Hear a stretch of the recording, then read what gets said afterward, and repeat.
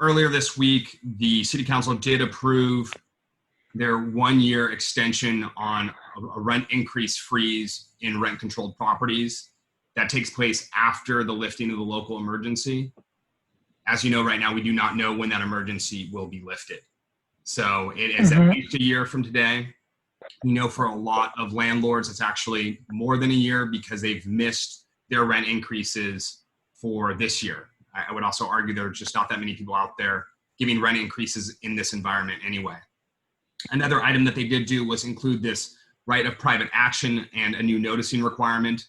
So every single building in Los Angeles needs to put out a notice in the next 15 days. What that right of action, at least when it comes to the noticing requirement, they struck that from the right of action. And we were also able to secure a provision that is a right to cure any alleged violation. So if anyone's going to try to take an alternative method to sue landlords, they have to give you something in writing and give you 15 days to respond to it. So that was one thing that we were able to do in that meeting. If anyone was able to sit there and watch it, both of those items passed 13-0, and there was very, very heavy lobbying going on with every one of those offices. But frankly, the environment that is going on in City Council is very extreme price control advocates are all over City Hall almost weekly, demanding as close as you can get to the elimination of private property rights. And that is not me being hyperbolic, just watch some of the videos. So the county next week is looking at extending their eviction moratorium, their deadline to at least August. So hypothetically in Los Angeles, that's supposed to go up in May at the end of this month. If the county extends theirs to August, that's at least another 5 months unless they want to re-extend it.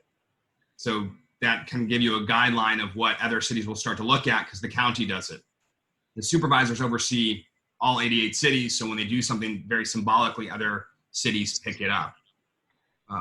They're also trying, like the city of Los Angeles tried to do, to look at converting unpaid rent during COVID, converting that to consumer debt to basically make it harder to get, not through the unlawful detainer process.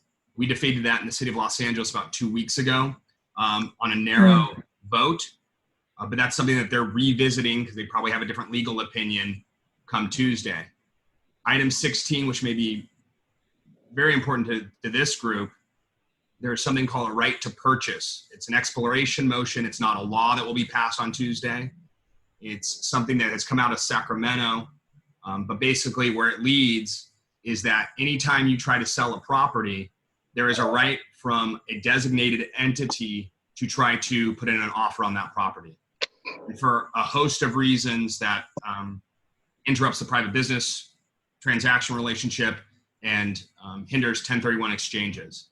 If you kind of want to know a little bit more about right to purchase, I encourage you to look at something called the Community Opportunity to Purchase Act in San Francisco, which it is based on. For what you guys can do to get more involved, I know you're getting the alerts. I see a lot on the back end on who's responding sometimes, depending on what the systems are, if they're forwarding emails. I'm telling you there needs to be a lot more involvement.